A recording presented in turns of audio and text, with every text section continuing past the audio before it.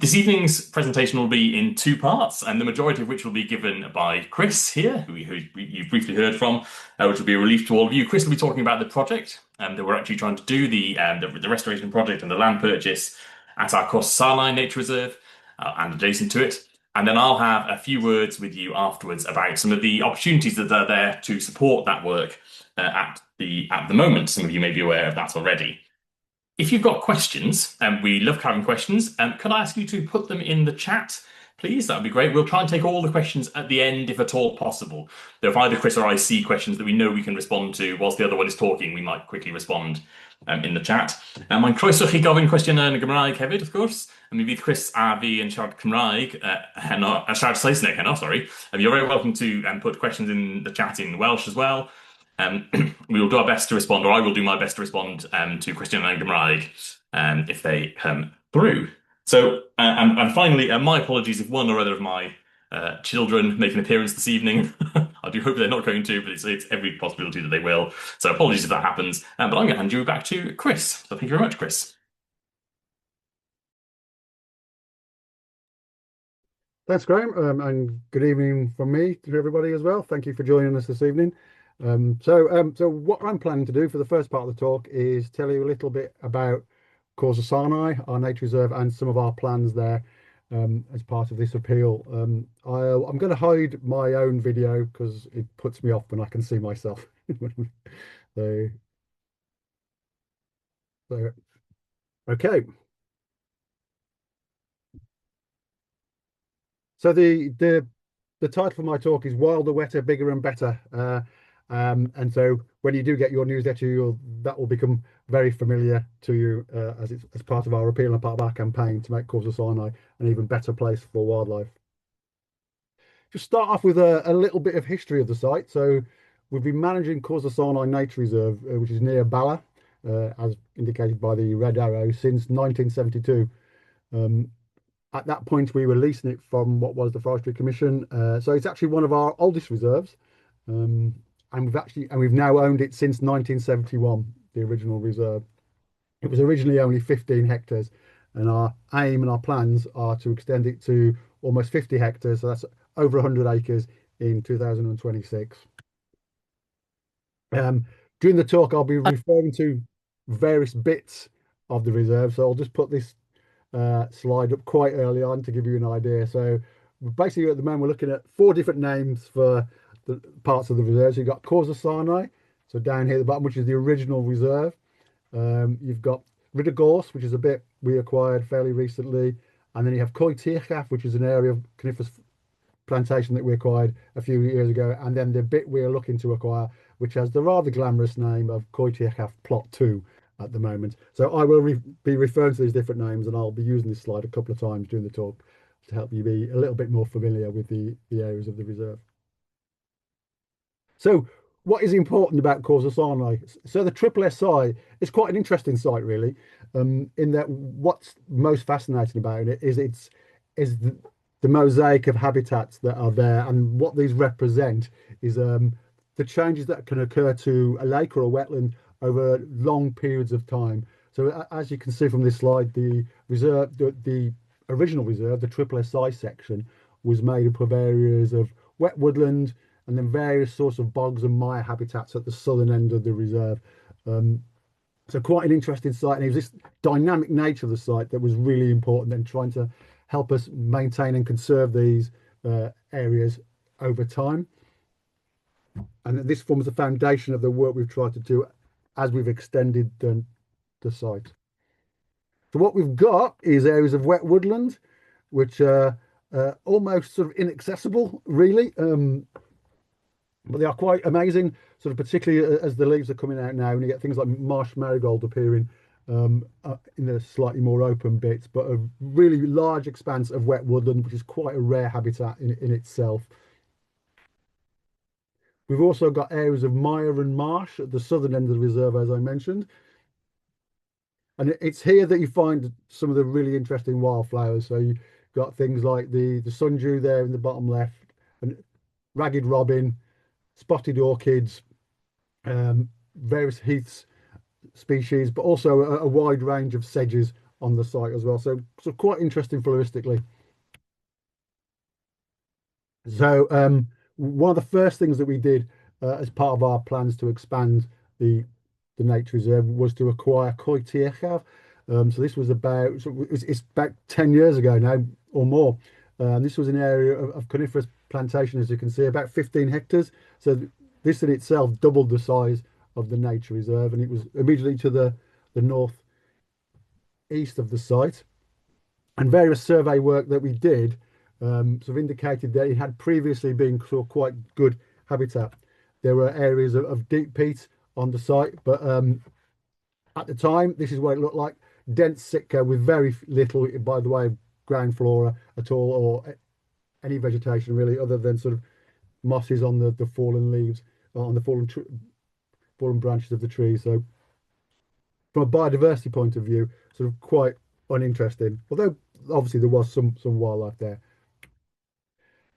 In 2016, we acquired the site, and using a forestry contractor, we were able to clear the site and use the funding that we generated from the sale of the timber to actually help pay for the purchase of the site. And it was quite interesting to see this work because it was full scale, large scale commercial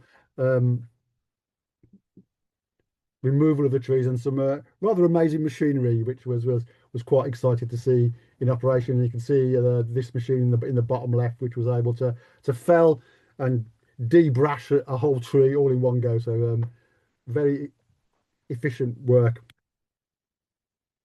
But what next? So what do you plan to do with this cleared conifer plantation? So around that same time, we got involved in a European-wide project called Care Peat.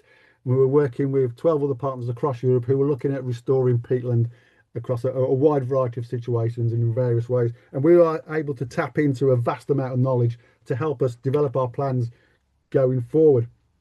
And so what we came up with was an initial broad plan that looked at establishing areas of wetlands in the core areas of deep peat, and then around that we'd have areas of dry woodland, but also wet woodland that would transition into areas of heathland as well. So that was our broad plan. Then we set about trying to gather some information about the hydrology, thanks to the Care Peat project, and also some funding that we were able to secure from RSWT, the Royal Society for Wildlife Trust, to help with work on precious peatlands. So this little map just gives you an idea of what it looked like, where all the drainage channels were and where the water was flowing. And it was all heading down to a central channel and then flowing off the site through the area of wet woodland on the triple SI section of the nature reserve. So this was the broad pattern that we found out, and water flowing down all the channels out of the site. What it turned out after we'd done all these hydrological investigations was things were a lot more complicated than we initially thought. As you can see, the arrows are now pointing in all sorts of different directions. And what it turned out was there was a central raised area. When I say raised, I mean by a matter of centimeters. We're talking 10 or 20 centimeters, maybe higher than the edges of the site. But this was really important in terms of us helping to develop our plans. Water was obviously still going to flow out down the central channel, but what we wanted to do was delay that so that the area there was more standing water around, more water collecting to help with the development of peat and the development of wetland communities that had once been present on the site before the conifers had been planted. But we still had this very, very complicated situation we had to deal with. And the solution we came up with was a series of bunds, as you can see here, which intercepted the flow and held it back and just slowed it down in terms of allowing the water to enter into the main channel. I'll come on to show you some pictures of what the bund actually looks like. It wasn't a huge structure, but alongside that we also put in a series of ponds which created more sort of open water habitat, but also intercepted water coming off the surrounding fields, which were agriculturally improved, and we wanted to try and intercept some of that quite likely to be enriched water before it got out across the main area of wet peat. So this is what it looked like. So back in February 2023, we got a specialist contractor in with machinery that was capable of driving on the peat without either causing too much damage, but also not sinking in the peat. So it had a very low ground pressure. A little video, hopefully that's working. You can see it working away.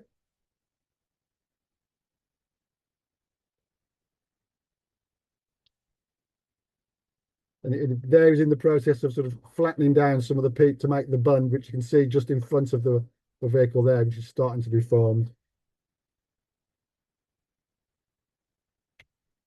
So this is what the bund looks like a year or so after. You can see the vegetation has returned to the site and it's holding water back in this particular situation on both sides of the bund. So it's slowing down the water as it's flowing across the site and creating these sort of nice, very wet areas where the peat can start to develop, but also nice edge habitats that are good for a wide range of plants, but also invertebrates.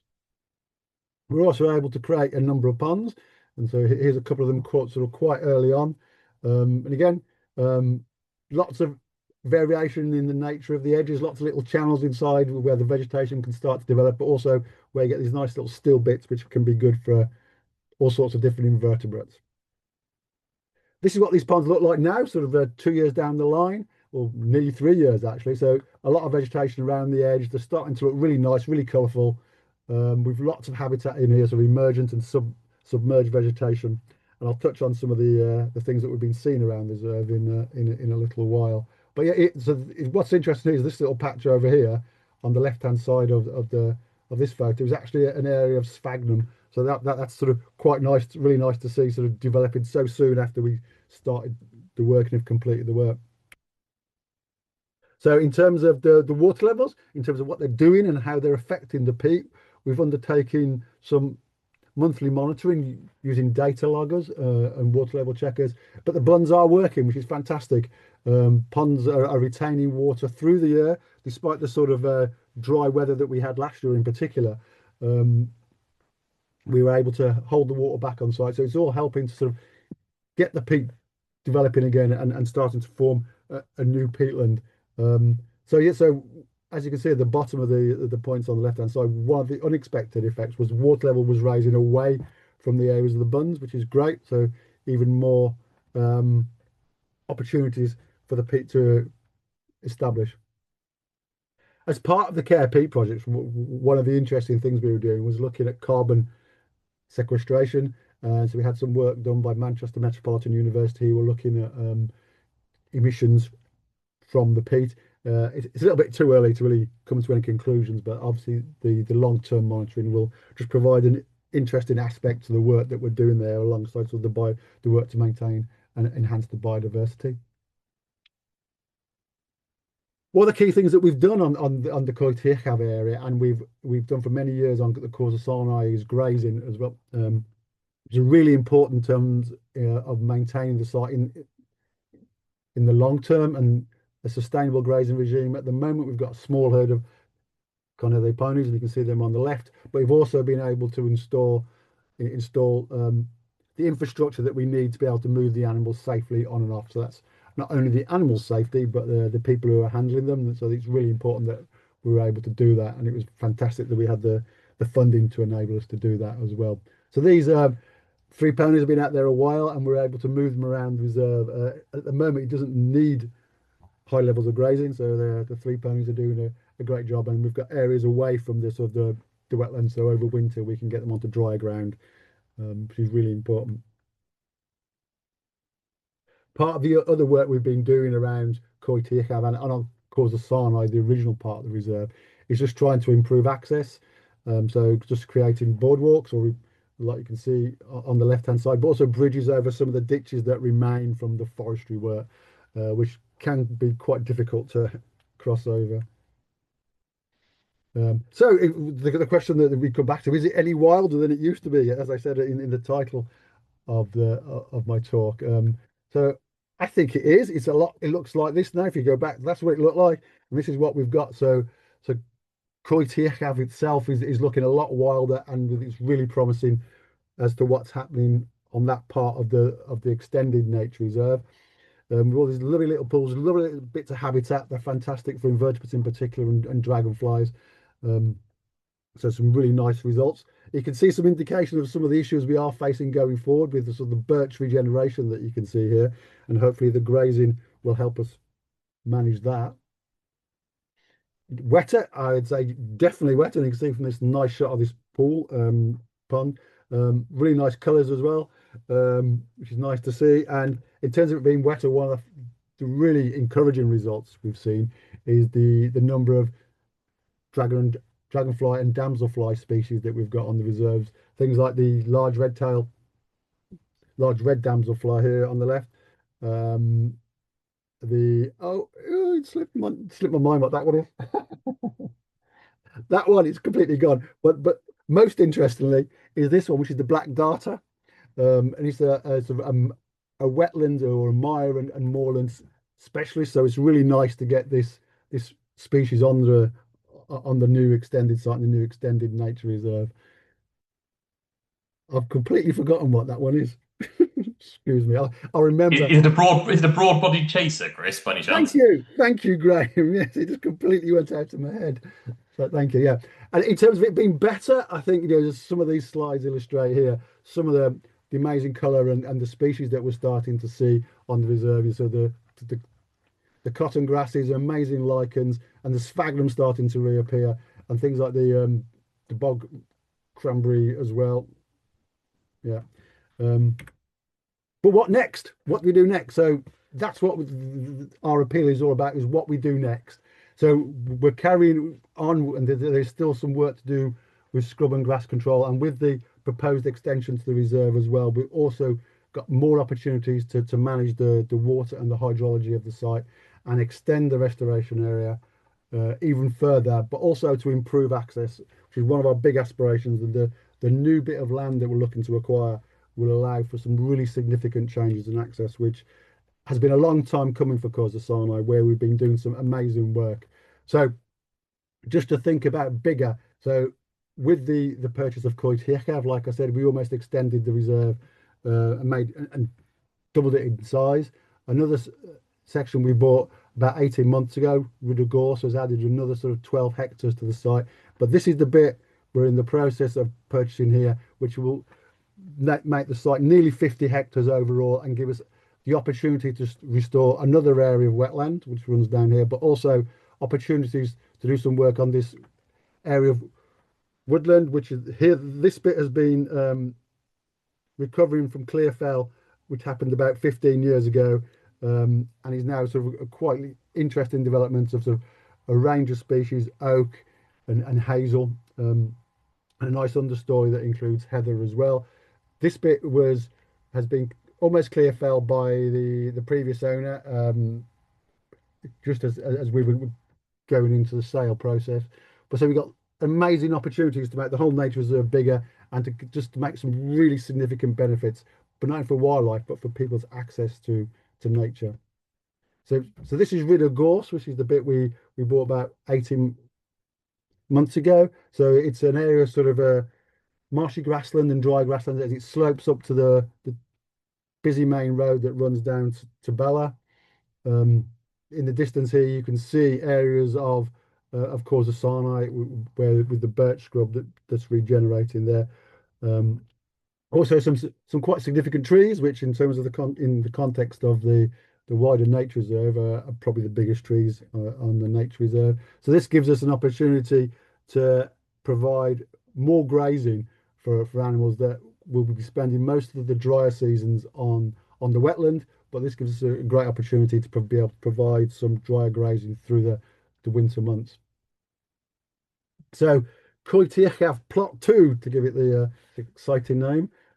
This is it, well, most of it here you can see. So this is when the conifers were still standing. This was taken about sort of 15 months ago, and you can see that the large conifers there, which are mostly Sitka, and then here you have the regenerating woodlands on the former plantation area, and it sort of runs down to the valley here, where you've got an area of wet woodland along the edge. Just some slightly different views under slightly sunnier conditions, and you can see here that a lot of the trees have been felled already. But one of the most significant things about this area of land is the access, which is much better. So not only do we have this fantastic track that runs through the site, as you can see, it also goes up the hillside, but it also joins the main road in a much safer way than any current access that we have to Nghors y Sarnau. So it will mean that we'll be able to get visitors onto the site a lot more safely than we've ever been able to do, and to show them the sort of work that we've been doing.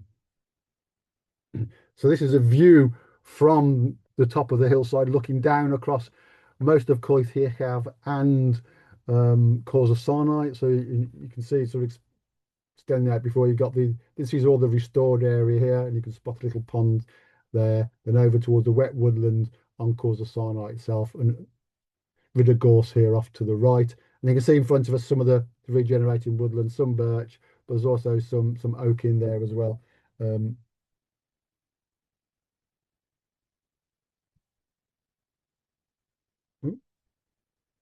So finally, just really just thinking about um, just recapping some of the amazing results that we've had so far.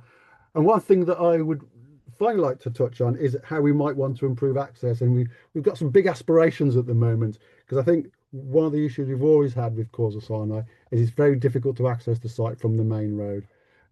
Right at the sort of the northeastern ends of the plot of land that we're about to acquire, there is an access off the road, which will mean that we can get people onto the site, and plans perhaps for an amazing network of footpaths that will take people through the wide range of habitats on the nature reserve. So the blue line that's just appeared is just one possible version of what we could be looking at. So this will be able to take people across the wetlands, through the woodlands, up onto the hills to get views of what's going on, and just be able to see the site and experience a wild wetland in all its glory.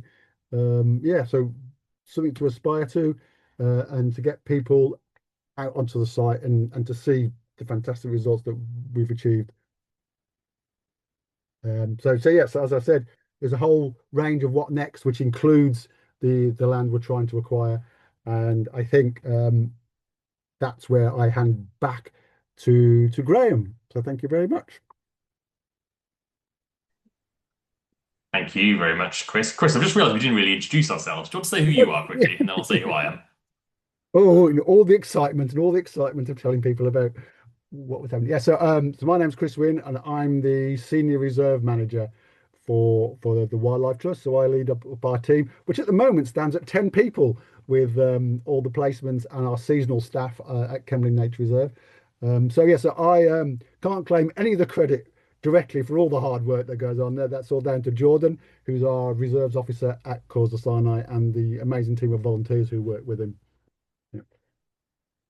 Brilliant. And I'm Graham Cottrell. I rejoice in the delightful job title of Head of Strategy and Operations, but part of that includes fundraising, which I guess is the last little bit I'm going to talk to you about now, if I can. So, Chris, if I can ask for you to stop sharing, and I'm going to share my screen, if that's okay. So just bear with me. I'm slightly less experienced at doing online talks than Chris, so he's got everything down to a T. But just bear with me for a second, and I can share that. Brilliant. So hopefully you can see a slide that says quick reminder at the top. So just a very quick reminder of what Chris has already talked about. This is what we're trying to do.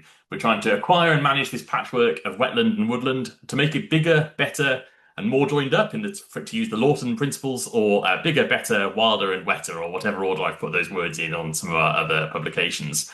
We're going to be trying to manage water better on the site, whether that's through creating ponds and shallow scrapes, or looking at how best to use sluices and the like, and that involves some quite complex surveys at times. We'll be trying to remove some invasive non-native species, and on this site that's primarily Spirea, rhododendron, and Sitka, although there are also native invasives. That's probably not quite the right term as well. So native scrub management, which needs to be done too. Better manage the grazing, and as Chris said, I think that's really important. And there's a question in the chat which we'll come back to. But actively encourage access to this complex site for the first time. So like all our nature reserves are open 365 days a year, 24 hours a day, including Nghors y Sarnau. It's just that Nghors y Sarnau currently is one of the harder ones to get into. There's just a very big road next to it. There's no parking. The latest acquisition we're going to try and we're in the process of doing will solve that, we hope.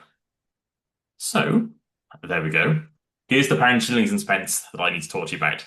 The total cost for the next 2 years of our project, really, including the acquisition, is about £240,000. I like using the circa just because these numbers are so huge. We've already secured around £200,000 of that, thanks to a range of individual donors and some grant funding. If anyone on this webinar is one of those donors, then thank you so very, very much. It's made a huge difference. And that leaves us with a funding gap of £40,000 and the fairly large appeal, which is on your screen now, that we need your help. Of that £40,000, we've already found two amazing supporters who will give us £20,000 of it if we can raise the final 20,000. And those two amazing supporters, just so you know, are one individual person who I won't name, and if they're on the call, then thank you particularly to you. And something called the Big Give Earthrise Match Fund, which is the mechanism that we're using to double people's donations, because effectively every pound that you give, and I will put the link in the chat in a minute, but I daren't try and do it now, will release £1 of their money, which, to my way of thinking, effectively doubles your donation. Now, there is a slight catch, though, which is that all double donations have to be made between a very, very specific time window, which is between midday today, which has gone past, and midday on the 29th of April.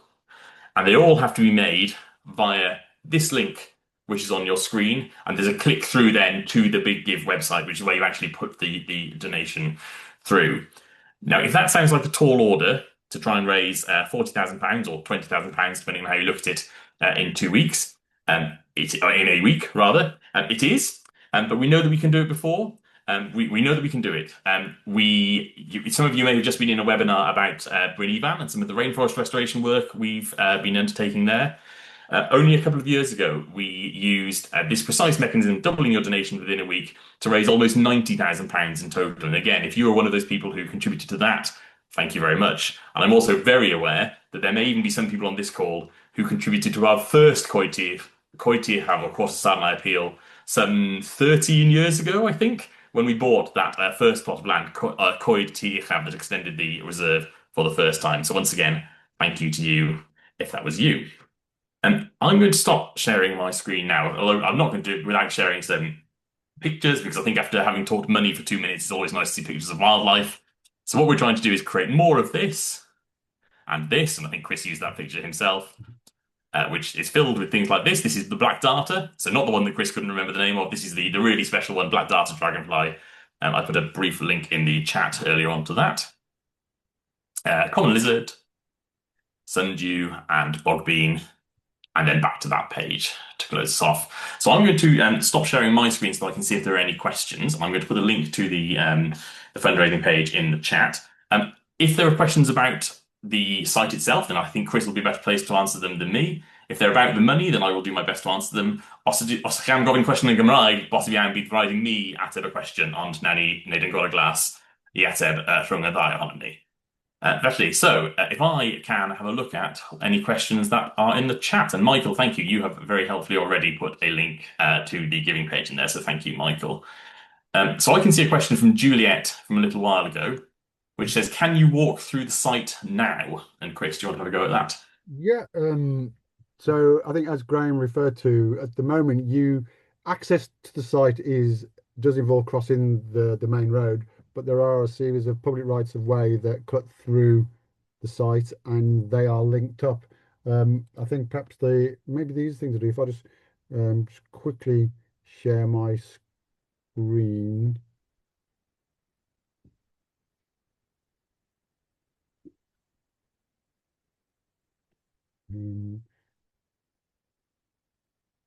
Give it a second. So is that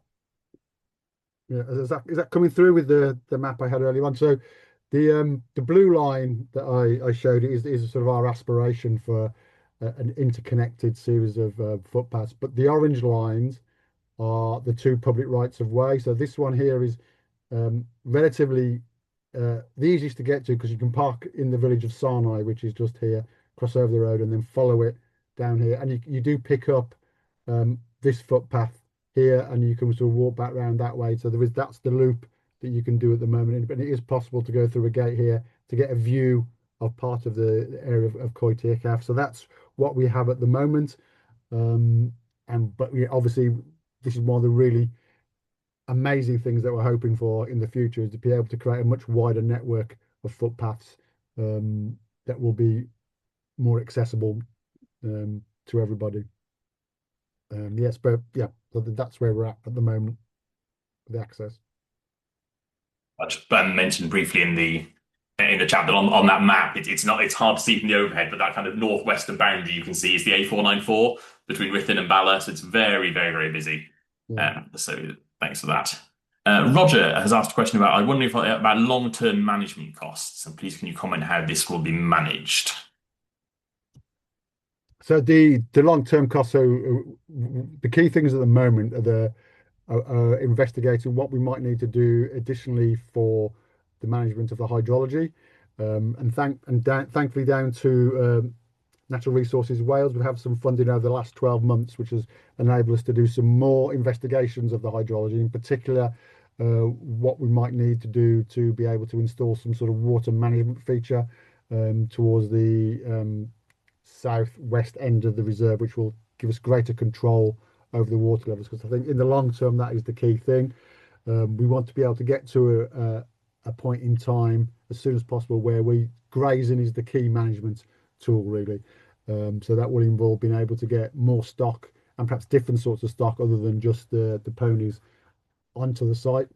But obviously, I think in terms of things like maybe creating more open water, that will involve machinery to create those ponds, and perhaps doing some further work that will intercept any enriched water coming off the surrounding fields as well. So they're the key management costs. And we did perhaps hoping as well that some of the woodland management might produce a sort of a small amount of money through the timber to help fund the work. But yeah, so there will probably be a period which you might call the restoration phase, which will be relatively expensive, but over a period of sort of maybe 5 to 10 years, hopefully those costs will tail off and it'll become more of a routine thing using grazing animals to manage the reserve for the most part. And one from Ethan just popped in. Are there any specific species you're looking at improving the habitat for? Or is it more a case of improving the habitat and seeing what arrives? I think in terms of, it's not anything in particular in terms by way of species. It's just providing that good wetland habitat, which will attract a wide range of species, and and some things will be unexpected, like the black darter. Was quite unexpected. But also, I think one of the important things that we should consider is that we're creating a much larger site now, which will be structurally diverse as well as ecologically diverse, and that sort of interesting structure can also provide opportunities for a range of species that we might not expect. One of the species that has been heard on Gwylltach plot 2 is a nightjar, and nightjars do like early sort of successional stages of woodland, particularly after conifer plantation. So that's one of the species that we might expect to see back. But also maybe looking at some ground nesting birds. So yeah, it's a bit of sort of wait and see. But what we're really hoping is to get the habitat right through a range of hydrological management and grazing. And diolch Dafydd am eich cwestiwn. Yn mynd i ddarllen y cwestiwn, ond dwi rhaid i mi cyfieithu achos mi rhaid i Chris ateb y cwestiwn. Felly mae Dafydd wedi gofyn, fyddwch chi'n commisiynu arolwg laida o'r safle i gael gwell syniad o lefelau arhediad dŵr ac yn y blaen? So I would translate that as, will we be commissioning a LiDAR survey of the site to have a better idea of the levels and the flow of the water on the site? And so, David, apologies if I've mistranslated that, but Chris, can you have a go? Yeah, that is definitely one of the things we'll be looking at doing. The scale of which we're talking about, some of the subtle changes in the topography are such that LiDAR is the best way to get those results. And we used it with the initial planning for the bunding and the creation of the ponds as well, to give us that really fine scale information to help us sort of plan things accurately. And we'll need it if we're looking to manage the water level through some sort of structure going forward. Thank you, Chris. Diolch, David hefyd. I'm just keeping half an eye on whether there's any more questions. People are welcome to unmute themselves if they want to, otherwise we'll have a look at, or maybe we're not supposed to do that on these talks that are being recorded actually. Any more questions in the chat? And if not, Then from Chris and myself, Chris, unless there's anything else you'd like to say to finish off? No, If not, else. I'd just like to apologise for the poor sound quality earlier on. I'm not quite sure what that was. Someone noted there was a problem with the sound quality. Yeah, so I do apologise for that. Well, thank you very much, Chris, for presenting. Thank you very much to you all for coming. Thank you in advance for any support which you're able to give to our Nghors y Sarnau appeal. You will see if you click through to the link that Michael has put in the chat that the money will be going up gradually over the course of the week, and do keep an eye on it. Polly, my 8-year-old says bung in a beaver. Do you want Chris, I'm going to make you respond to that as well. I might take that as our new campaign slogan. Bringing a beaver.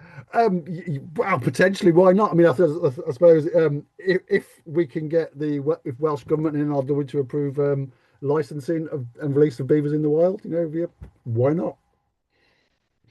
Fantastic. Yeah. Okay, I think, yeah, there you go, that's irrelevant. Lovely. Thank you very much indeed, everyone. Diolch yn fawr i gyd am eich amser chi heno. If you have any further questions, do please feel free to get in touch with the Wildlife Trust. You can find our contact details on our website, and anything you send can be forwarded to myself or to Chris or to anyone else, and we'll do our best to answer. Thank you very much for your time this evening. Goodbye.